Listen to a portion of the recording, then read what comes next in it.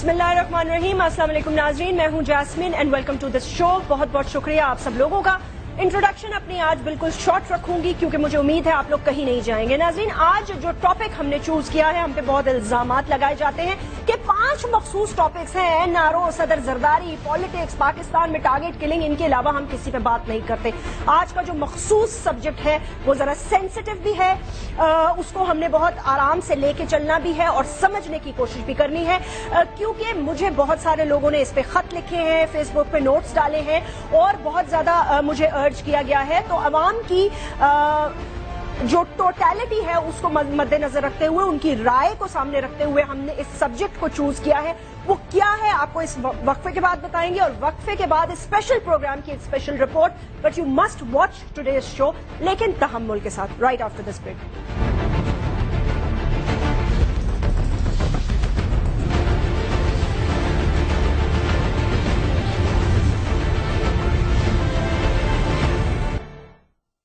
Welcome back नाजरीन। आइए अपने गेस्ट का आपसे तारुफ कराती हूँ। सबसे पहले हमारे साथ कराची में तशरीफ रखते हैं मोहम्मद ईसा साहब। बहुत ही सीनियर इस्लामिक स्कॉलर हैं। आपकी बड़ी गिरफ्त है तमाम मौजूओं पे, उसके साथ साथ कुरान पाक के हवाले से आप तमाम सूरतों पर और अल्हम्दुलिल्लाह बाकी जो उनकी आयात, उनका मफहूम, वो क्यों कब कैसे नाजुल हुई, उस हवाले से भी आप तमाम तर तफसील पर आप जो है एक अपनी पहचान बनाए हुए हैं।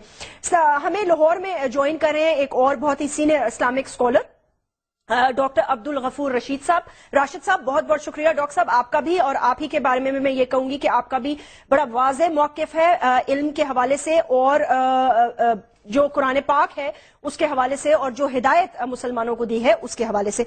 नाज़रीन, आज के टॉपिक का आप सोच रहे होंगे कि गेस्ट तो मैंने उनका तारुफ करा दिया, मैंने ये भी कहा कि तहम्मुल से ये प्रोग्राम देखिएगा और जज्बात को एक साइड पे रख के, क्योंकि हम बज़ाते खुद एक जज्बाती कौम हैं और बहुत जल्द हमें एक दूसरे पर गुस्सा भी आ जाता है, वो मामला कोई भी हो। लेकिन कुछ चीजें ऐसी होती हैं जिनको देखना, जिनको समझना और फिर उनके ऊपर सवालात उठाना और उनके जवाब लेना सीनियर इस्लामिक स्कॉलर से हमारा फर्ज बनता है। एक रिपोर्ट देख लेते हैं नाजरीन। ये रिपोर्ट मैंने भी देखी और लोगों ने भी देखी। इसमें चंद एक चीजें जब सामने मेरे आई तो मुझे थोड़ी सी हैरानगी हुई और कुछ सवालात जो हैं वो मेरे जहन में उठे, जिसे मैंने मुनासिब ये समझा कि आवाम के साथ शेयर किए जाए। आइए पहले एक रिपोर्ट पर नजर डालते हैं, फिर इस पर थोड़ी सी गुफ्तगू करेंगे।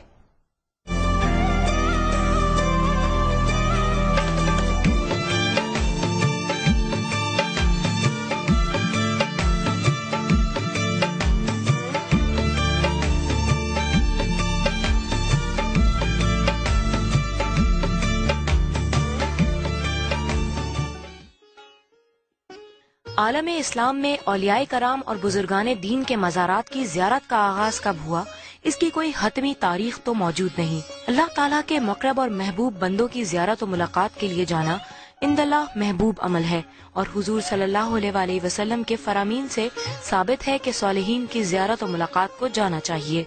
हजरत अब्दुल्ला बिन उम्र रज़ी अल्लाह ताला अन्हु से रिवायत है कि हुजूर अकरम सल्लल्लाहु अलैहि वसल्लम ने फरमाया, जिसने मेरी कब्र की ज़ियारत की उसके लिए मेरी शिफात वाजिब हो गई। शरीयत इस्लामिया में मुकद्दस मकामात की ज़ियारत को जाने की इजाज़त है। इन बाबरकत मकामात में रूए ज़मीन की तमाम मसाजिद, खुसूसन मस्जिद हराम, मस्जिद नबवी, मस्जिद अक्सा, मस्जिद क़बा और बाज़ अमाकिन मुक़द्दसा मदीना मुनव्वरा, फ़लस्तीन, शाम, इराक और यमन शामिल हैं। नबी करीम सल्लल्लाहु अलैहि वसल्लम दीगर अंबियाए कराम और औलिया अज़्ज़ाम के मकामात विलादत और विसाल की ज़ियारत करना भी अज़रूए शरअ जायज़ है। ज़ियारत कबूर का मकसद इबरत हासिल करना और अपनी मौत को याद करना है, जबकि मदफन के लिए मग़फ़िरत की दुआ और उसके लिए फातिहा ख़्वानी करना भी मकसूद है। पाक व हिंद के मज़ारात का रुख करें तो लोगों का एक जम्मे गफ़ीर तो नजर आता है, लेकिन ये जम्मे गफ़ीर फातिहा ख़्वानी के मकासद को भूलकर अपनी मग़फ़िरत की दुआएं करता दिखाई देता है। लोग मकामात मुक़द्दसा पर अपनी परेशानियों और अपने मसाइल का सद्देबाब ढूंढते हुए नजर आते हैं। ज़ियारत क़बूर के लिए आए लोगों का कहना है कि औलियाए कराम की क़बूर अल्लाह से मांगने का वसीला है। कुरान मजीद की सूरह क़ाफ में अल्लाह ताला फरमाते हैं, हमने इंसान को पैदा किया है और इसके दिल में उभरने वाले वसवसों तक को हम जानते हैं। हम इसकी शहरक से भी ज्यादा इससे करीब हैं। अल्लाह ने कहा है मांगो, लेकिन अल्लाह ने वसीला बनाया है। یہ ہمارے لیے وسیلہ ہے. ہم یہ نہیں کہتے کہ ہمیں ان سے چاہیے, نہیں, یہ ہمارے لیے وسیلہ ہے. یعنی آپ جاؤ گی کہیں بھی, آپ کا سورس ہوگا تو میرے لیے وہ کام جلدی ہو جائے گا بنسبت جو کام میرے لیے ایک ہفتہ یا پینڈنگ میں ہو جائے گا اگر میں آپ کا ریفرنس لے کے جاؤں گی. اس لیے یہ ہمارے لیے ریفرنس ہے. یہ اللہ کے اولیاء ہیں, جہاں پہ ہم ان کے تھرو مانگتے ہیں تو ہماری دعائیں قبول ہوتی ہیں. میری شادی کو 7 سال ہو گئے اور میرے گھر بچے نہیں, اس لیے میں یہاں پر آتی ہوں اولاد کی خاطر. تو اللہ تعالیٰ سے ابھی میں 2 چندی آئی ہوں, یعنی کہ 2 جمعرات آئی ہوں. تو اللہ تعالیٰ نے مجھے امید سے کیا, تو مجھے بڑی خوشی ہے اس بات کی کہ یہاں پہ منت مراد پوری ہوتی ہے. ہمارا بھروسہ ہے, ہمارے بزرگ ہیں, اللہ کے پیارے ہیں, اور ہم یقین رکھتے ہیں ہماری ہر دعا قبول ہوتی ہے. دعا کے لیے آئی ہوں, اللہ میاں ہمارے بچوں کو ترقی ادا کرے اور ہمیں بھی نصیب اچھا کرے. میری آنکھ صحیح ہو جائے, میری ہاتھ پاؤں میں درد ہے یہ ٹھیک ہو جائے. میرا یہ عقیدہ ہے, میرا یہ ایمان ہے کہ کبھی بھی کچھ بھی ہو جائے, لیکن میرا یہ ایمان ہے کہ اگر ایسے ولیوں کے دربار پہ آؤ اور دعا قبول نہ ہو, ایسا جو کہتے ہیں, میرے لیے ان کا یہ پیغام ہے کہ وہ ایسا کبھی بھی نہ سنیں. اللہ اللہ کرنے سے اللہ نہیں ملتا, اللہ والے ہوتے ہیں جو اللہ سے ملا دیتے ہیں. اللہ تعالیٰ سورہ یونس میں فرماتے ہیں, اور وہ اللہ کے سوا ان کی عبادت کرتے ہیں جو نہ انہیں نقصان دیتے ہیں اور نہ نفع دیتے ہیں, اور کہتے ہیں کہ یہ اللہ کے سامنے ہمارے سفارشی ہیں. کیا تم اللہ کو وہ بات بتاتے ہو جسے وہ نہ آسمانوں میں جانتا ہے اور نہ زمین میں؟ وہ پاک ہے اور ان سے بہت بلند جنہیں وہ اس کا شریک بناتے ہیں. لوگ مزارات پر منتیں مرادیں مانتے ہیں, گرہیں لگاتے ہیں, تالے باندھتے ہیں, پھولوں کی پتیاں نچھاور کرتے ہیں, اگربتیاں جلاتے ہیں, چادریں چڑھاتے ہیں.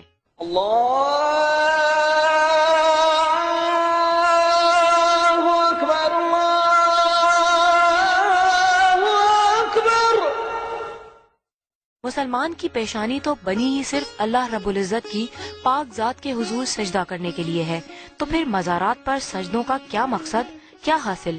مزار پر حاضر ہونے کی ابتدا کئی افراد سجدے سے کرتے نظر آتے ہیں. سب کو پتا ہے کہ اللہ وحدہ لا شریک کے علاوہ کسی کو بھی سجدہ کرنا شرک ہے. قبروں پر سجدہ کرنا درست نہیں لیکن کرتے ہیں, قبروں سے مانگنا درست نہیں لیکن مانگتے ہیں. ایک اور بدترین روایت جو مزارات پر پروان چڑھتی دکھائی دیتی ہے وہ قبروں پر ناچنا ہے. جب اسلام میں ناچ گانے کی ہی سرے سے اجازت نہیں تو لوگ مزاروں پر ڈھول بجا کر دھمال کر کے کس عقیدت کا اظہار کرتے ہیں؟ اس سے بھی بڑھ کر عورتوں کا مردوں کے درمیان ناچنا, یہ تمام تو انتہائی شرمندگی کا مقام ہے ہی. اس پر توف یہ کہ ان بلند مرتبت ہستیوں کے مزارات نشہ کرنے والوں اور نشہ آور اشیاء فروخت کرنے والوں کی آماج گاہ بھی بن گئے ہیں. لوگ مزاروں پر اپنے مسائل کا حل نشے میں تلاش کرتے ہیں, پریشانیاں دھوئیں میں اڑانے کی غرض سے مزارات کا رخ کرتے ہیں. کئی افراد کا مزارات پر آنے کا مقصد فیض پانا نہیں بلکہ نشے کا حصول ہے. یہ اولیاء کرام ہیں, ان کی ہم آج عزت کریں گے. جو آج یہ مرد لوگ ہیں جو بے حرمتی بھی کرتے ہیں وغیرہ, کچھ چرس وغیرہ بھی پیتے رہتے ہیں, تو یہ کوئی اچھی بات تو نہیں ہے نا. تو یہ بالکل گناہ کا کام ہے, یہ ہونا بھی نہیں چاہیے. پہلے میں پیتا تھا بنگ, تو بنگ میں نے جب چھوڑی تو پھر میں نے مطلب کہ یہ چرس کے اوپر دھیان دیا کہ لوگ یہ بھی بہت پیتے ہیں, چلو اس کے اندر بھی دیکھو یہ بھی جڑی بوٹی ہے کہ یہ مولا کا نشہ آئے گا, فقیری نشہ آئے گا, تو یہ میں پیتا ہوں مطلب کہ اور کوئی نشہ نہیں کرتا ہوں. شعور و آگہی کے اس دور میں یہ تمام روایات موجود ہیں اور مزید فروغ پا رہی ہیں. اسی پر بس نہیں, منگو پیر میں سخی سلطان بابا کے مزار کے ساتھ واقع تالاب میں موجود مگرمچھوں سے بھی لوگ دعائیں کرانے اور منتیں پوری کرانے آتے ہیں.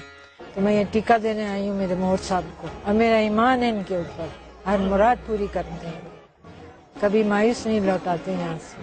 کوئی سجدہ کرے, ناچے گائے, ڈھول بجائے, ہیروئن پیے یا چرس, ان افراد کو سمجھانے والا کوئی نہیں, رہنما کوئی نہیں. اعمال کا جائزہ لو, ورنہ قبر میں رونا پڑے گا. خوبصورت اسی یہ بدن ہے, اس کو بے جان ہونا پڑے گا. درگاہوں کے سجادہ نشین اکثر غائب ہوتے ہیں, اگر موجود ہوتے ہیں تو لوگوں کی درست رہنمائی کیوں نہیں کرتے؟ اس بات کا جواب دینے کے لیے کسی بھی درگاہ پر کوئی سجادہ نشین موجود ہی نہیں, صرف عرس کے موقع پر ہی غلطی سے درگاہ کا رخ کر لیتے ہیں. خادمین درگاہ صرف اگربتیاں، پتیاں، مٹھائیاں دینے، پانی دم کرنے اور ہدیے وصول کرنے کی حد تک ہی خادم رہ گئے ہیں۔ یہ تمام روایات پاک و ہند کے معاشرے میں زیادہ عام ہیں۔ کئی افراد ان روایات کو ہندو معاشرے کا مسلمان معاشرے پر اثر قرار دیتے ہیں۔ ان حالات میں زیارت قبور کا اصل مقصد پس پشت چلا گیا ہے۔ آپ صلی اللہ علیہ وآلہ وسلم دنیا کے لیے بہترین نمونہ ہے۔ نبی پاک کی زندگی سے لوگ استفادہ کرتے ہیں، رہنمائی پاتے ہیں، تو نبی کے روضے سے کیوں ہدایت نہیں لیتے؟ دنیا کی سب سے عظیم زیارت جسے اپنی آنکھوں سے دیکھنے، چھونے کا خواب ہر مسلمان کی آنکھ دیکھتی ہے، اور ایسا بھی نہیں کہ قرون اولیٰ سے اب تک اللہ اور رسول صلی اللہ علیہ وآلہ وسلم سے محبت کرنے والے اور دین کی تبلیغ و اشاعت کرنے والے طبقات میں سے کسی نے در رسول کی حاضری کو اپنے لیے دینوی و آخروی سعادت نہ سمجھا ہو۔ پوری تاریخ میں کوئی بھی مثال ایسی نہیں ملتی کہ کوئی بھی شخص مبلغ ہو اور مسلم ہو لیکن حضور کی بارگاہ میں جانے میں آر محسوس کرے، لیکن اس بارگاہ عالی مرتبت میں جا کر تو لوگ سربا سجود نہیں ہوتے، وہاں تو لوگ تالے نہیں باندھتے، گرہیں نہیں لگاتے۔ پھر حضور سے بڑھ کر کیا کوئی ہستی ہو سکتی ہے جن کی قبروں پر یہ سب کچھ کیا جائے؟ لیکن گمراہوں کی رہنمائی کون کرے گا؟ گزشتہ چند دہائیوں سے بعض لوگوں نے دین کی خود ساختہ تشریح و تعبیر کا بیڑا اٹھا رکھا ہے۔ کچھ فقہوں کا خیال ہے کہ نبی پاک صلی اللہ علیہ وآلہ وسلم کی قبر انور، علماء و صالحین اور عامت الناس کی قبور کی زیارت شرک، بدعت اور ممنوع ہے، جبکہ کچھ علماء و مشائخ کا خیال اس کے برعکس ہے۔ زیارت قبور کا اصل مقصد کیا ہے، اس بارے میں لوگ افراد و تفرید کا شکار ہیں۔ نتیجتاً زیارت قبور کو ایک متنازع مسئلہ بنا دیا گیا ہے۔ کیمرامین سلمان لطیف کے ساتھ فریال عارف، سما، کراچی۔ ویلکم بیک ناظرین، آپ نے دیکھا اور میں شروع کرنا چاہوں گی ڈاکٹر عبدالغفور راشد صاحب سے۔ ڈاکٹر صاحب، یہ رپورٹ دیکھ کر لوگوں کی باتیں سن کر آپ کے ذہن میں پہلا خیال کیا آئے گا، اور کیا وہ وجوہات ہوتی ہیں کہ عوام جو ہے وہ یہ تمام کام کرتی ہے جو ہم نے دیکھے، اسپیشلی جو کرمنل ایکٹیویٹیز جیسے ڈرگز کا استعمال، ناچ گانا اور یہ سب چیزیں جو رپورٹس میں ہم نے دکھائیں، کس طرح آپ اس کو بیان کر پائیں گے؟ آپ کا پوائنٹ آف ویو کیا ہوگا؟ سب سے پہلے تو میں آپ کا شکر گزار ہوں کہ آپ نے ایک انتہائی حساس موضوع پہ آج ہمیں دعوت دی ہے۔ اس میں اصل بات یہ ہے کہ جیسے رپورٹ میں کہا گیا کہ ہم سب مسلمانوں کے لیے اسوہ اور بہترین نمونہ نبی کریم صلی اللہ علیہ وسلم کی ذات گرامی ہے، تو ہمیں انہی سے رہنمائی لینی چاہیے، انہی کی سیرت طیبہ سے ہمیں سبق لینا چاہیے اور ہمیں ان کے مطابق عمل بھی کرنا چاہیے۔ تو یہ قرآن کریم میں اور احادیث شریفہ میں یہ واضح طور پر رہنمائی ملتی ہے قبر کے اور مزار کے بارے میں۔ بنیادی طور پر اس کے 3 حصے ہیں۔ ایک حصہ تو یہ ہے کہ قبر کو پختہ بنانا، اس پہ مزار سجانا، پھر دوسرا یہ ہے کہ اس کی زیارت کے لیے گھر سے نکلنا، پھر تیسری بات یہ ہے کہ اس پہ سجدہ سجود کرنا۔ یہ 3 اہم ٹاپک ہیں قبر سے متعلق۔ جب ہم نظر ڈالتے ہیں اور علماء کرام خواہ وہ کسی بھی مکتب فکر سے تعلق رکھتے ہوں، احناف سے، دیوبند سے، بریلوی سے، اہل حدیث سے، اہل تشیع سے، جو جید اور اہل فکر و علم علماء کرام ہیں، ان سب کا اتفاق ہے کہ نبی کریم صلی اللہ علیہ وسلم نے ان تمام باتوں سے اپنی امت کو منع کیا ہے اور کہیں بھی اس کی اجازت نہیں ہے۔ بلکہ میں ایک اہم ترین صحابی جناب حضرت علی کرم اللہ وجہہ رضی اللہ عنہ، ان کے ایک قول کریم سے اپنی بات کا آغاز کروں گا۔ جی، انہوں نے کہا کہ مجھے نبی کریم صلی اللہ علیہ وسلم نے یہ سمجھا کر بھیجا کہ جاؤ قبروں کو، اپنے بتوں کو اور مجسموں کو مٹا دو اور قبروں کو برابر کر دو۔ یعنی بہت اونچی قبریں بنانا اور بہت مزار سجانا، ان کی ہی اجازت نہیں دی۔ پھر اس کے آگے مزاروں پہ جانا اور سجدہ کرنا اور ان پہ جا کے ان کی زیارت کرنا، جیسا کہ ایک حدیث میرے سامنے آ رہی ہے کہ نبی کریم صلی اللہ علیہ وسلم نے یہ فرمایا کہ صرف 3 مقام ایسے ہیں کہ جن کی زیارت کے لیے گھر سے نکلا جا سکتا ہے۔ سب سے پہلے مسجد حرام ہے جسے ہم بیت اللہ خانہ کعبہ کہتے ہیں۔ دوسرے نمبر میں فرمایا کہ مسجد حاضہ، یعنی یہ میری جو مسجد نبوی ہے یہ۔ تیسرے نمبر پہ فرمایا کہ مسجد اقصیٰ۔ یہ 3 مقام ایسے ہیں کہ جن کی زیارت کے لیے ثواب کی اجر کی غرض سے گھر سے نکلا جا سکتا ہے۔ ان کے علاوہ کوئی ایسی جگہ نہیں، کوئی ایسا مزار نہیں، کوئی ایسا قابل عزت و احترام، کوئی ایسا مقام نہیں ہے جس کے بارے میں انسان گھر سے نکلے اور یہ تہیہ کر کے نکلے کہ میں اجر و ثواب کے حصول کے لیے جا رہا ہوں۔ لہٰذا ہمیں نبی کریم صلی اللہ علیہ وسلم کے اس ارشاد گرامی کو سامنے رکھنا چاہیے، بلکہ آپ نبی کریم صلی اللہ علیہ وسلم نے مرض الموت میں، وہ جو آپ کا آخری مرض ہے جس میں آپ بڑے کرب میں مبتلا ہیں، اس میں آپ یہ بیان فرماتے ہیں، اور اس کی راوی سیدہ عائشہ رضی اللہ تعالی عنہا ہیں اور حضرت سیدنا عبداللہ بن عباس ہیں۔ وہ فرماتے ہیں کہ نبی کریم صلی اللہ علیہ وسلم نے فرمایا کہ اللہ تعالیٰ نے یہود و نصارہ پر لعنت کی ہے، اس لیے کہ اتخذوا قبور انبیائہم مساجدہ، کہ ان لوگوں نے اپنے نبیوں کی اور صالحین نیک لوگوں کی قبروں کو مسجدیں بنا لیا تھا۔ اس لیے، اور دوسری جگہ یہ بھی فرمایا کہ وہ لوگ برباد ہو گئے اس لیے کہ انہوں نے اپنے نبیوں کی نیک لوگوں کی قبروں کو سجدہ گاہ بنا لیا، عبادت گاہ بنا لیا، مسجدیں بنا لیا۔ لہٰذا میں تمہیں منع کرتا ہوں کہ کبھی تم ایسا نہ کرنا۔ جی ڈاکٹر صاحب، میں واپس آپ کی طرف آؤں گی۔ اس وقت ہمیں جوائن کیا ہوا ہے بہت ہی سینئر اسلامک اسکالر ہیں جاوید احمد غامدی صاحب، ہمارے ساتھ لائن پر موجود ہیں، ان کا پوائنٹ آف ویو بھی لیں گے، اور محمد عیسیٰ صاحب یہاں تشریف رکھتے ہیں، ان سے بھی گفتگو کریں گے۔ غامدی صاحب، سب سے پہلے میں آپ کو سلام کرنا چاہوں گی، السلام علیکم۔ وعلیکم السلام۔ بہت شکریہ غامدی صاحب، اس بہت ہی امپورٹنٹ ایشو پہ آپ ہم نے جوائن کیا ہے۔ غامدی صاحب، جیسے میں نے جب یہ رپورٹ دیکھی تو مجھے تھوڑی حیرانی بھی ہوئی، اور مجھے ظاہر ہے اس بات کا احساس بھی ہوا کہ اللہ تعالیٰ جب کوئی منصب دیتا ہے یا آپ کو کسی سے بات کرنے کا، حق بات کہنے کا اگر موقع ملے تو اس پہ جہاں تک میرا اپنا ایمان ہے پردہ نہیں رکھنا چاہیے۔ تو مجھے دیکھ کے ذرا حیرانی اس بات پر ہوئی کہ بہت ساری جو عوام ہے ہماری، وہ ہمیں مس گائیڈڈ نظر آئی، یعنی کہ ایسے مواقعوں پر عموماً عوام کو گائیڈ کرنے کے لیے کوئی نہ کوئی ہوتا ہے۔ تو یہ تمام ذمہ داری پھر کس پر آ جاتی ہے اگر آج اس قسم کی میں تو یہ کہوں گی حرکات، اور پھر اس کے علاوہ کرمنل ایکٹیویٹیز، اور پھر وہاں پر ناچ گانا اور یہ سب کچھ جیسے کہ رپورٹ میں ہم نے دکھایا، آپ کیسے دیکھیں گے اس کو؟ اس کی ذمہ داری ہمارے علماء پر بھی ہے، اس کی ذمہ داری ہمارے ارباب حل و عقد پر بھی ہے، اس کی ذمہ داری ہمارے دانشوروں پر بھی ہے۔ مذہبی لحاظ سے آپ کسی قوم کی اگر اچھی تربیت نہیں کرتے تو اسی طرح کی چیزیں دیکھنے کو ملیں گی۔ ہمیں لوگوں کو بتانا چاہیے کہ اسلام توحید کا مذہب ہے۔ قرآن مجید، اللہ تعالیٰ کے پیغمبر کے ارشادات بالکل واضح ہیں اس معاملے میں کہ آپ کو اللہ سے مانگنا ہے، اللہ سے استغاثہ کرنا ہے، اللہ سے دعا کرنی ہے، براہ راست اللہ کی بارگاہ میں جو کچھ عرضداشت پیش کرنی ہے۔ یہ باتیں بہت وضاحت کے ساتھ قرآن مجید میں بیان ہو گئی ہیں، یہ رسالت باب صلی اللہ علیہ وسلم کے ارشادات میں بھی بیان ہو گئی ہیں۔ ان کے بارے میں لوگوں کو صحیح تعلیم دینا یہ علماء کی ذمہ داری ہے، یہ ہمارے مذہبی رہنماؤں کی، دانشوروں کی ذمہ داری ہے، ہمارے ارباب و حل وقت کی ذمہ داری ہے۔ اور جرأت کے ساتھ ہمیں اپنی نصاب کی کتابوں میں بھی جب ہم اسلام پڑھاتے ہیں تو اپنے بچوں کو یہ سب باتیں بتانی چاہیے۔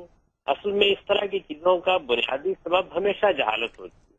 جب تک ہم جہالت کے خلاف جہاد نہیں کریں گے اس وقت تک آپ کو اس طرح کے مناظر جگہ جگہ دیکھنے کو ملیں گے، اور یہ بڑی بدقسمتی کی بات ہے کیونکہ یہ مناظر دیکھنے کے بعد کوئی شخص اگر اسلام کو سمجھنا چاہے تو وہ بڑی غلط فہمی میں مبتلا ہو جاتا ہے۔ ایک طرف قرآن کی تعلیم ہے جو سرتسر توحید کی تعلیم ہے، بالکل حضرت محمد صلی اللہ علیہ وسلم کے ارشادات ہیں جن میں کوئی گنجائش نہیں اس طرح کی باتوں کی۔ ابھی آپ کے سامنے ڈاکٹر عبدالغفور صاحب نے وہ تمام احادیث رکھ دی ہیں جن میں یہ بیان کیا گیا ہے کہ آپ کن جگہوں پر جا سکتے ہیں، آپ کہاں دعا کر سکتے ہیں، آپ کس جگہ کو مبارک سمجھ سکتے ہیں۔ سب سے زیادہ برکت کی جگہ اور مقدس جگہ تو آپ کے گھر کے پاس بنی ہوئی مسجد ہے، لیکن آپ دیکھیے کہ کوئی آدمی وہاں جا کے اپنا سر سجدے میں نہیں ڈالتا، اگر کوئی تکلیف یا مصیبت اس کو وہ ان جگہوں کی طرف رجوع کرتا ہے۔ یہ بات بھی انہوں نے آپ کو بڑی وضاحت کے ساتھ بتا دی کہ اللہ کے پیغمبر صلی اللہ علیہ وسلم نے یہ بتا دیا ہے کہ آپ اگر جانا چاہتے ہیں کہیں اس نقطہ نظر سے کہ آپ زیارت کرنے کے لیے جائیں، کسی جگہ کو مقدس سمجھیں، تو وہ 3 جگہ ہیں وہ متعین کر دی گئی ہیں، اور وہ بھی آپ غور کریں تو مسجدیں ہیں۔ مسجدیں، جی بالکل، وہ مسجدیں ہیں، مسجد نبوی ہے، مسجد حرام ہے، مسجد اقصیٰ ہے، وہ کسی کی قبر نہیں ہے. کسی قبر کو زیارت گاہ بنانا یہ چیز تو اسلام کے لیے ایک اجنبی چیز.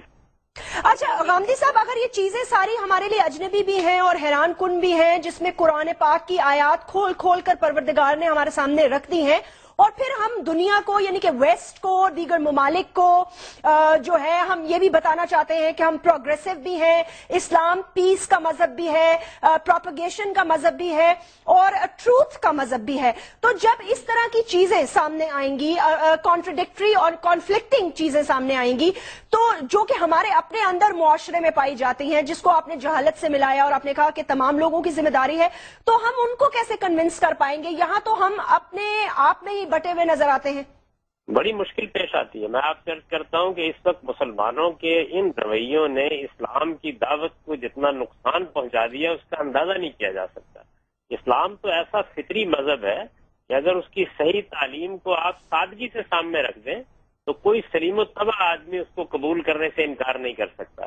یعنی یہ بات کہ اس کائنات کا ایک پروردگار ہے، اسی پروردگار کی تم کو عبادت کرنی ہے، اسی سے دعا کرنی ہے، اللہ کے پیغمبروں سے ہدایت پانی ہے، ایک دن اللہ کے سامنے جواب دہ ہونا ہے، اچھے عمل کی بنیاد پر جواب دہی ہونی ہے، یہ مذہب کا خلاصہ ہے. اتنا سادہ مذہب ہم نے اس کو ایک پیچیدہ داستان، ایک اسطورہ، ایک دیم مالا بنا کے رکھ دیا ہے. یہ چیز بڑی نقصان دہ ہو رہی ہے. بہت نقصان دہ ہے. محمد عیسیٰ صاحب مجھے یہ بتائیے گا، غامدی صاحب بھی ہمارے ساتھ فون پر موجود ہیں اور ڈاکٹر صاحب نے بھی گفتگو آپ نے سنی. عموماً لوگ جو ہیں وہ یہ کہتے ہیں کہ قرآن پاک کی کچھ آیات شاید کوٹ کرتے ہیں اور کہتے ہیں کہ وسیلہ ڈھونڈنے کا کہا.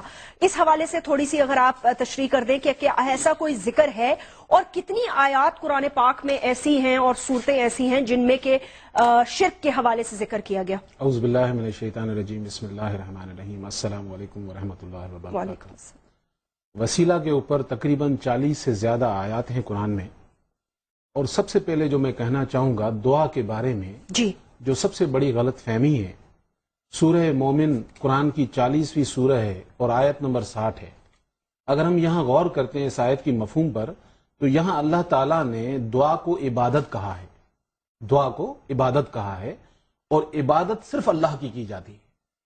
یعنی کہ انسان جب دعا کرتا ہے مزار پر کھڑے ہو کر یا مزار والے سے وہ مانگتا ہے تو وہ اس چیز کو غور نہیں کرتا کہ عبادت صرف نماز نہیں، یہاں دعا کو عبادت کہا گیا ہے. اور سورہ بقرہ کی 186 نمبر اگر آیت پر غور کرتے ہیں تو اللہ سبحانہ وتعالی اپنے حبیب نبی کریم صلی اللہ علیہ وآلہ وسلم سے فرماتے ہیں کہ میرے بندوں سے کہہ دو جب یہ مجھے پکارتے ہیں تو میں تو ان کی پکار کو سنتا ہوں، میں ان کی شہرت کے قریب ہوں، چاہیے ان کو بھی کہ میرے احکام بجا لائیں.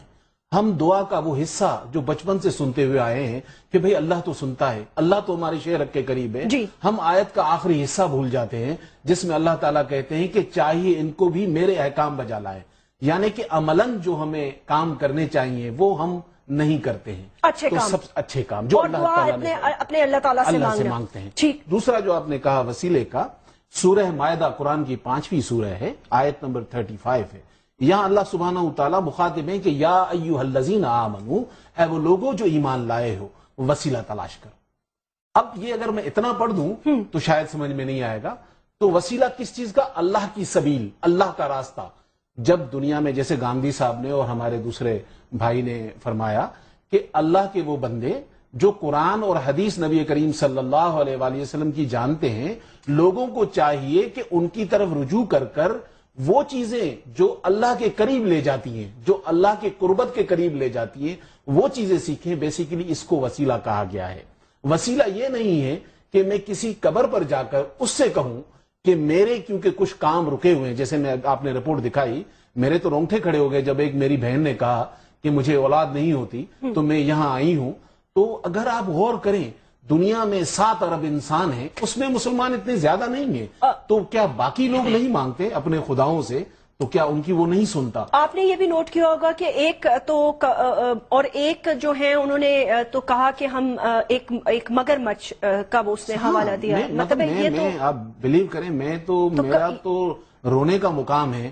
اور میں سمجھتا ہوں کہ جب تک جیسے گاندھی صاحب نے فرمایا کہ حکومت وقت اور جو اس وقت موجود ہیں زمین پر حق کہنے والے علماء، ان کو فرنٹ پہ آنا چاہیے، کیونکہ یہ عذاب ہے، ہم سب کے لیے ایک عذاب ہے کیونکہ ہم وہ کام کر رہے ہیں جس کا نہ حکم اللہ نے دیا نہ اس کے رسول نبی کریم صلی اللہ علیہ وآلہ وسلم نے دیا.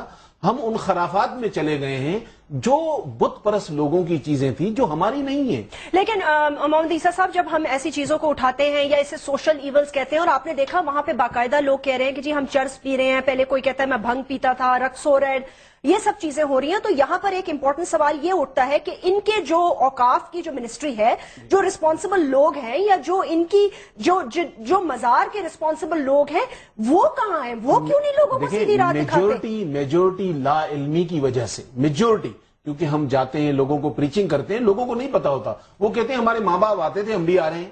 اور جہاں تک اوقاف اور ان ڈپارٹمنٹ کی بات کر رہی ہیں, وہ لوگوں کو کم کیسے کریں, کیونکہ لوگ آتے ہیں تو تجوریاں بھرتی ہیں, لوگ آتے ہیں تو ان کی تجوریاں بھری جاتی ہیں, تو ان کو کیا ضرورت پڑی ہے, کیونکہ یہ کام اتنا حساس ہے جو علماء دین کو اٹھانا چاہیے جس طرح آج آپ نے اس پینل پہ اٹھایا ہے, کیونکہ کام تو ان کا ہے لیکن ہم اپنے کاموں سے ہی تو غافل ہیں, اسی لیے تو ہم نے اللہ کو ناراض کر دیا ہے. آج ہم دعائیں مانگتے ہیں, ہماری دعائیں قبول نہیں ہوتی کیونکہ ہم نے وہ کام سارے چھوڑ دیے جو اللہ نے کہا اور اس کے حبیب نبی کریم صلی اللہ علیہ وآلہ وسلم نے کہا. ہم نے اللہ کو چھوڑ کر اور باقیوں کے دروازے پکڑ لیے. ایک چھوٹا سا وقفہ لے لیتے ہیں ناظرین, let's take a short break. Break کے بعد ہمیں ہمارے تینوں گیسٹ جو ہیں انہوں نے جوائن کیا ہوا ہے, ہم ان سے مزید پوچھیں گے کہ اگر انسان, اور ظاہر ہے انسان خطا کا پتلا ہے, اگر ہم ایسی راہ پر چل بھی پڑیں تو پھر ہم اس سے واپس کیسے لوٹیں, اور جب ہم لوٹیں تو اس کا طریقہ کار کیا ہوگا. Let's take a short break.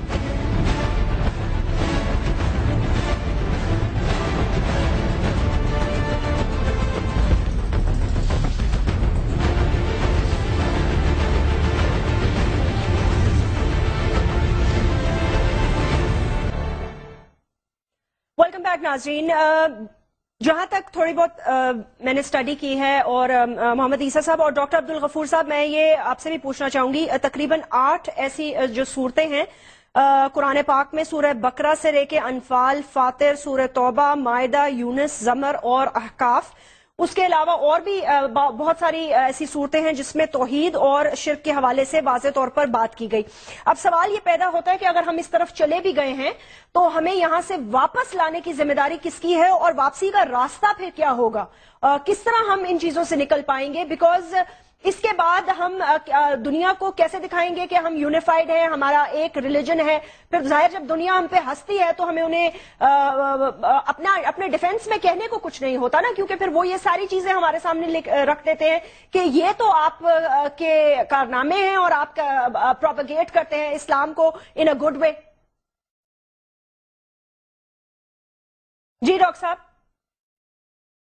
جی, اس سلسلے میں یہ عرض کروں گا کہ قرآن کریم میں توحید کے بارے میں, اخلاص کے بارے میں اور توحید خالص کے بارے میں بے شمار آیات کریمہ موجود ہیں. اور دوسرا جو آپ کا سوال ہے کہ ہمیں کیا کرنا چاہیے اور اس موقع پر ہماری ذمہ داری کیا بنتی ہے, اس بارے میں جیسے غامدی صاحب نے اور کراچی سے عیسیٰ صاحب نے بڑی اچھی گفتگو کی ہے, میں اس سوال کا جواب دینے سے پہلے سورہ توبہ کی آیت کریمہ کا ایک حصہ آپ کے سامنے پیش کروں گا. اللہ کریم نے فرمایا کہ اتخذوا احبارهم رہبانهم اربابا من دون اللہ وعیسی ابن مریم, کہ ان لوگوں نے اللہ کے علاوہ احبار اور رہبان کو اپنے خدا بنا لیا, حضرت عیسیٰ کو بھی. اس ضمن میں ایک سوال پیدا ہوا, نبی کریم صلی اللہ علیہ وسلم سے پوچھا گیا کہ وہ لوگ ان کی عبادت تو نہیں کرتے تھے, پھر ان کو کیوں کہا گیا کہ ان لوگوں نے ان کو اپنا رب بنا لیا؟ تو اللہ کے پیارے پیغمبر اس کی وضاحت فرماتے ہیں کہ چونکہ علماء جو حلال کرتے تھے ان کو ماننے والے اس کو حلال جانتے تھے, اور جس کو علماء حرام قرار دیتے تھے اس کو وہ حرام سمجھتے تھے. تو ان کا یہ سمجھنا, اس نہج پہ اپنے علماء کو لے جانا, یہ اللہ کے شریک بنانے اور ان کی عبادت کرنے کے مترادف ہے. تو اس ضمن میں بڑے اہل سنت والجماعت کے جید علماء کے فتاوی بھی موجود ہے. جی. مولانا احمد رضا خان کا فتویٰ موجود ہے, پیر کرم شاہ الازہری کا فتویٰ موجود ہے کہ یہ جو خیال کیا جاتا ہے اور عوام میں جو پایا جاتا ہے یہ بالکل غلط ہے. لیکن ایک میں اور حوالہ دوں گا کہ پچھلے سال 18 اپریل کو جی لاہور شہر میں ہی حجویری ہال میں ایک بہت بڑا مشائخ کا اجتماع ہوا تھا, جس میں کراچی کے اور لاہور کے جید علماء کرام, جس میں سب بڑے بڑے نام لیے جا سکتے ہیں, انہوں نے باقاعدہ اپنے مشائخ اور علماء نے ایک ریزولوشن پاس کیا تھا جس میں انہوں نے کہا تھا کہ ہمارے بارے میں جو بات کی جاتی ہے کہ ہمارے خیالات اور ہمارے نظریات یہ ہیں، ہم بتا دینا چاہتے ہیں کہ ہمارے نظریات یہ نہیں ہیں، بلکہ ہم اس کے خلاف جہاد کریں گے۔ کس کے خلاف؟ اس بات کے خلاف کہ مزارات پہ سجدہ کرنا، عورت کا بے پردہ آنا، مرد و عورت کا اختلاط کرنا، بنگیوں چرسیوں کا اجتماع ہونا، وہاں پہ ڈھول بجانا اور گانا بجانا اور اس طرح کی محفلیں سجانا، یہ سب غلط ہے۔ ہم اس کے تمام علماء نے اس پہ آپ نے کہا ڈاکٹر صاحب ایک ریزولوشن تمام جدید علماء نے آپ نے کہا کہ پچھلے سال ایک پاس کی تھی، یہ آپ کا کہنا ہے نا؟ تمام جدید علماء نے اہل سنت والجماعت کے جید علماء نے، جن میں مفتی منیب الرحمان کا نام بھی ہے، لاہور سے ڈاکٹر سرفراز نعیمی مرحوم کا نام بھی ہے، ڈاکٹر آصف جلالی کا نام بھی ہے، ڈاکٹر غلام سرور قادری صاحب، یہ سارے جید علماء کرام ہیں، اور بھی بہت سارے نام ہیں۔ یہ باقاعدہ انہوں نے اس بارے میں سوچا تھا کہ ہم اس کے خلاف ایک ذہن بنائیں گے، عوام میں لے کے جائیں گے۔ میں سمجھتا ہوں کہ یہ بڑی اچھی بات ہے، اس بات کو اور آگے بڑھانا چاہیے، بلکہ ان کو چاہیے کہ جو دوسرے مکاتب فکر ہیں، اہل حدیث ہیں، اہل تشیع ہیں، دیوبند حضرات ہیں، ان سب سے مل کر پبلک کے اندر یہ جو جہالت ہے، یہ جو خرافات ہیں، یہ جو بے جا بدعات پائی جا رہی ہیں، ان کے خلاف باقاعدہ ان کو اویئرنیس اور تعارف پیدا کرنا چاہیے۔ یہ علماء کی ذمہ داری بنتی ہے کہ آج اتنی خرافات ہوگی، آج مزارات پہ، آج قبروں پہ، کہ لوگ قبروں پہ تو اس لیے جانا چاہیے مسلمان بندے کو کہ وہاں جا کے اللہ کے سامنے دعا کرے، فکر آخرت کرے، اور اس کو اپنا مرنا یاد آ جائے کہ میں نے مرنا ہے اور اسی قبر میں جانا ہے۔ قبر پہ تو اس لیے جانا چاہیے۔ اچھا محمد عیسیٰ، ڈاکٹر صاحب میں آپ کے پاس آتی ہوں واپس۔ یہاں پہ غامدی صاحب بھی ہمارے ساتھ لائن پر موجود ہے۔ غامدی صاحب یہ بتائیے گا کہ اس میں جو اوقاف کا جو محکمہ ہے ان کو کروڑوں روپے ملتے ہیں مینجمنٹ کے لیے اور اس کے بعد دیکھ بھال کے لیے، اور ہم نے عموماً دیکھا ہے کہ یہ جیسے کرمنل ایکٹیویٹیز جو یہاں پر ہوتی ہیں اس پر مجھے بڑا افسوس ہوتا ہے، جو باہر ڈرگز مل رہے ہوتے ہیں، عموماً میں نے دیکھا ہے اس میں بچے بیچارے ملوث ہو جاتے ہیں۔ وہ وہاں پہ ایک سمت بانڈ جو ہے وہ بڑے آرام سے ملتی ہے، اس کو پیتے رہتے ہیں۔ اس میں نے کافی پروگرامز بھی کیے اور پچھلی حکومت نے اور پچھلے ہوم منسٹر نے جو ہے اس میں کافی میری ہیلپ بھی کی۔ اب ان کرمنل ایکٹیویٹیز کو کی رسپانسبلٹی کس پہ آتی ہے؟ اس سے کس طرح ہم اپنا پیچھا چھڑوائیں، کیونکہ اس میں زیادہ سے زیادہ لوگ ملوث ہوتے جا رہے ہیں؟ بڑی بدقسمتی کی بات ہے، اس سے زیادہ اور کیا، یہ تو ماتم کا مقام ہے۔ اوقاف کے محکمے کا تو آپ نام نہ لیجئے، تم نے کو نام ہو قبروں کی تجارت کر کے کیا نہ بیچو گے جو مل جائیں صنم پتھر کے۔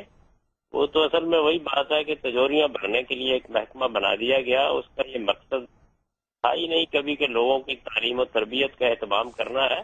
عام کیونکہ ایک حکومت کا بنایا ہوا محکمہ ہے تو ہم ارباب حل و عقد سے یہ تقاضا ضرور کرتے ہیں کہ وہ بھی لوگوں کی تعلیم کا، تربیت کا اہتمام کریں۔ اصل میں آپ قرآن کی تعلیم عام کریں، صحیح احادیث لوگوں تک پہنچائیں۔ رسالت مآب صلی اللہ علیہ وسلم کی زندگی ہمارے لیے اصل نمونہ ہے۔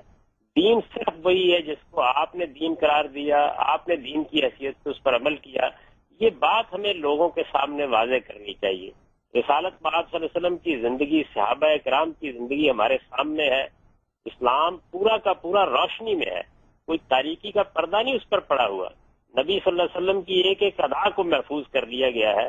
مجھے بتائیے کبھی آپ نے کسی حدیث میں، قرآن کی کسی آیت میں اس طرح کی خرافات کا ذکر سنا ہے؟ اللہ کو پکارو، اللہ کو بلاؤ، اللہ کے سامنے استغاثہ کرو، اللہ کے سامنے گڑ گڑا کر دعا کرو، اللہ کے سامنے خشوع کے ساتھ پیش ہو۔ ہم تو اس دعوت کے نمبردار تھے۔ اس وجہ سے یہ جتنی چیزیں ہیں ان چیزوں کو ختم کرنے کے لیے آپ کو بھی کردار ادا کرنا چاہیے۔ میڈیا کا بڑا غیر معمولی کردار ہے۔ میں تو یہ سمجھتا ہوں کہ بڑی ہمت کی آپ نے کہ اس کو موضوع بنایا ہے۔ ارباب حل و عقد کو بھی توجہ دلانی چاہیے اور علماء کو بھی کمر کس کے میدان میں آنا چاہیے۔ یہ بڑی خوشائند بات ابھی آپ کے شرکاء میں سے ایک صاحب نے بتائی ہے کہ بہت سے علماء نے جمع ہو کر ایک قرارداد پاس کی۔ میں یہ سمجھتا ہوں کہ ہمیں دعا کرنی چاہیے کہ خدا ان کو توفیق دے، آمین، وہ میدان میں آئیں اور اپنے پیروکاروں کو یہ بتائیں کہ اسلام توحید اور صرف توحید کا مذہب ہے۔ اس پہ اللہ کے پیغمبر کی تعلیمات اتنی واضح ہیں کہ ان میں کوئی بہام نہیں ہے، لہذا ہمارے دین میں اس طرح کی خرافات کی کوئی گنجائش نہیں ہے۔ بہت بہت شکریہ. جاوید احمد غامدی صاحب نے ہمیں جوائن کیا ہوا تھا, سینئر اسکالر ہیں. انہوں نے کہا کہ محکمہ اوقاف کا تو نام نہ لیجیے. ہم نے ان کو بھی انوائٹ کیا تھا لیکن ان کے یہاں کوئی ٹریجڈی ہو گئی, اس لیے وہ جوائن نہیں کر سکے اور اپنا موقف نہیں دے سکے. محمد عیسیٰ صاحب, اب مجھے یہ بتائیے گا کہ جیسے میں نے ان کرمنل ایکٹیویٹیز کے بارے میں ذکر کیا, مجھے یاد ہے کہ آئی تھنک پچھلے سال سما ٹیلی ویژن پہ ایک ایکسکلوسو خبر چلی تھی. ایک ماں اور بیٹا جو ہے وہ گئے تھے داتا دربار, اور وہاں پر اب آپ دیکھیں نا, جب باہر چرس فروخت مل رہی ہو, ایسی چیزیں مل رہی ہوں, تو ہجوم کے ساتھ اگر کرمنلز اندر گھس جائیں تو ان کو کون دیکھ رہا ہے, کون پوچھ رہا ہے, کون چیک کر رہا ہے؟ تو وہاں پہ ایک ماں جو ہے وہ اپنے بیٹے سے الگ ہو گئی, اور اس نے زیور وغیرہ بھی پہنا ہوا تھا, اور اس کی بڑی ایکسکلوسو فوٹیج سما نے چلائی, اور پھر الحمدللہ ماں بیٹا مل گئے. But the point I am trying to make is کہ اب عوام تو جا رہی ہے, ٹھیک ہے, اس کے ساتھ کرمنلز بھی اندر چلے گئے. اگر کوئی چلا جاتا ہے, کسی کا زیور لے لیتا ہے, کسی کو چوری کر لیتا ہے, آپ نے عموماً لوگوں کی شکایت سنی ہوگی, وہاں جیب کٹ گئی باہر, جیسے میں نے سمت بانڈ کا ذکر کیا, ڈرگز کا ذکر کیا. یہ جو ایکٹیویٹیز ہیں, یہ کس کی رسپانسبلٹی ہے, یہ کون بند کرے گا؟ کیونکہ دیکھیں آتے جاتے ہوئے آپ تو دیکھتے ہیں نا, یہ لوگ موجود ہیں, آپ نے ایک کو سمجھا دیا, دوسرے کو سمجھا دیا, بٹ یہ میسو گروتھ جو ہے نا یہ بڑھ رہی ہے. اور بچے, میں جب بچوں کو دیکھتی ہوں تو ان پہ مجھے بڑا دکھ ہوتا ہے. علماء دین جو ہیں وہ اپنے آواز کو تو بلند کر سکتے ہیں, لیکن کرمنل لوگوں کو اپنے ہاتھوں سے روک نہیں سکتے. ٹھیک, تو اس ایریا میں جو تھانے دار ہیں, جس ایریا میں مزارات ہیں, وہاں پولیس بھی ہے. اگر رسپانسبل جو اس ہمارے ملک کے ذمہ دار لوگ ہیں یا اوقاف کی منسٹری کے لوگ ہیں, وہ اگر ان تھانے داروں کی ڈیوٹیاں لگائیں کہ اگر اس طرح کی ایکٹیویٹیز یہاں ہو رہی ہیں تو یہ آپ لوگوں کو پنشمنٹ ملے گی, تو کیوں پاسبل نہیں ہو سکتا؟ میں نے ان سے پوچھا, میں نے یہ سوال کیا محمد عیسیٰ صاحب, ان کا کہنا یہ تھا کہ ہمارے پاس کرنے کو اور اتنے بڑے کام ہے کہ آپ ابھی ہمیں کہہ رہی ہیں ان لوگوں کو پکڑو, ان کو پکڑ کے ہم جیل میں ڈالیں گے, 2 دن بعد خود چھوڑ کے آ جائیں گے, ہم عیدی سینٹر چھوڑ کے آتے ہیں یا واپس بھاگ کے آ جاتے ہیں. دیکھیں بات یہ ہو رہی ہے, جو پینے والے ہیں وہ اپنی جگہ ہیں, جو بیچنے والے ہیں ان کا کیا کریں گے؟ آپ ان پر تو ہاتھ ڈال ہی سکتے ہیں نا کہ جو بیچ رہے ہیں, کیونکہ آپ بلیو کریں کہ ان جگہوں پر سب سے زیادہ منشیات کے کام ہو رہے ہیں. بالکل, اور اتنے بڑے اولیاء اللہ کے پیارے لوگ وہاں دفن ہیں. وہاں کا بنیادی جو مقصد تھا نا, جو اسلام کی پروپیگیشن کی, جو انہوں نے اسلام پھیلایا, آپ اس کو ختم تو نہ کریں نا یہ چیزیں کر کے. بیسیکلی یہی ہم غلطی کر رہے ہیں کہ ان اللہ کے پیاروں نے اللہ اور اس کے رسول نبی کریم صلی اللہ علیہ وسلم کے پیغام کو عام کیا, لوگوں کو لاکھوں کی تعداد میں کنورٹ کیا, دین کی پریچنگ کی. بالکل, ہم وہ بھول گئے. ہم کیونکہ شارٹ کٹ ڈھونڈنے والے لوگ ہیں, ہم وہ جو انہوں نے کام کیا ہمیں اپنی زندگی میں اس کو کرنا چاہیے. ہم اس چیزوں کو چھوڑ کر ہم دوسری تو مجموعی طور پر مجھے یہ لاسٹ کامنٹ آپ بھی دیجیے گا, اور ڈاکٹر صاحب آپ بھی بتائیے گا, کیا یہ آپ اس کو سمجھتے ہیں کہ یہ سوشل ریسپانسبلٹی ہے؟ کیا آپ سمجھتے ہیں کہ اجتماعی طور پر پورے عوام پر, ہم سب پر یہ ذمہ داری ہے, یا ہم صرف چند ایک لوگوں کو کہہ کر خود بری الزما ہو جائیں؟ یقیناً یہ سب کی ذمہ داری ہے. جس طرح حدیث رسول ہے کہ جب کوئی شخص برائی دیکھتا ہے تو پہلے ہاتھ سے روکے, پھر زبان سے, پھر دل میں برا جاننا وہ کمزور ترین ایمان ہے. تو ہاتھ سے روکنے والے تو ظاہر ہے کہ جو اہل حلوقت ہیں, جو گورنمنٹ ہے, حکومت ہے, صاحب اقتدار لوگ, ان کو کرنا چاہیے. پھر دوسرا نمبر زبان سے میڈیا والے, علماء کو, ان کو اپنا کردار ادا کرنا چاہیے کہ یہ ایک ذمہ داری سمجھ کے میدان میں اتریں. اور تیسرے نمبر پہ عوام کو بھی بیدار ہونا چاہیے, ان کو بھی سمجھنا چاہیے. وہ اپنے دنیاوی معاملات میں ہر بات سوچ سمجھ کے کرتے ہیں, ہر چیز سوچ سمجھ کے خریدتے ہیں, تو دین کے بارے میں بھی ان کو یہ ذمہ داری کا احساس. بہت بہت شکریہ ڈاکٹر صاحب. لاسٹ میں کامنٹ آپ سے لینا چاہوں گی محمد عیسیٰ صاحب, کیا آپ سمجھتے ہیں یہ ایک سوشل ایول ہے, انجسٹس ہے, اور اجتماعی طور پر ہمیں اس کو ڈیل کرنا ہے؟ کوئی شک نہیں ہے, ہر انسان کو اپنا اپنا رول پلے کرنا ہے, ہر مسلمان کو, کیونکہ اللہ سبحانہ وتعالیٰ سورہ آل عمران قرآن کی 3 سورہ کی آیت نمبر 110 میں کہتے ہیں کہ ایمان والو, میں نے تمہیں تمام انسانوں میں بہترین امہ چنا ہے. بہترین اس لیے نہیں چنا ہے کیونکہ اسی آیت میں بتایا جا رہا ہے کہ تم لوگوں کو بلاؤ گے بھلائی کی طرف اور برائیوں سے روکے ہوئے. تو ہر مسلمان کی یہ ذمہ داری ہے کہ ہر برائی پر وہ آواز اٹھائے, بالکل آواز اٹھائے. بہت بہت شکریہ, تھینک یو ویری مچ. ہمیں یہاں پر محمد عیسیٰ صاحب نے جوائن کیا, senior Islamic scholar, doctor Abdul Ghafoor Rashid صاحب سینئر اسلامک اسکالر, انہوں نے ہمیں جوائن کیا, اور غامدی صاحب ہمارے ساتھ فون پر تھے. ناظرین, یہ ایک سوشل ایول ہے, کرمنل ایکٹیویٹیز میں ملوث لوگ وہاں پر جو ہیں, اس ساری چیزوں کو ختم کرنے کے لیے ایک پوری موومنٹ چاہیے. اور یہ موومنٹ جیسا کہ تمام لوگوں نے یہاں پر ایگری کیا کہ اس میں علماء آلریڈی ایگری کر چکے ہیں, اب یہ گورنمنٹ لیول پر, میڈیا کے لیول پر اور عوام کے لیول پر ہونی چاہیے. سو ہر ایک نے اپنا رول پلے کرنا ہے. If you have any feedback Facebook पे टुनाइट विद जैस्मीन का ग्रुप ज्वाइन कीजिए, मुझे अपने कमेंट्स दीजिए, कुछ सजेशंस दीजिए for more programmes. I will see you again. Keep watching समा. अल्लाह हाफिज.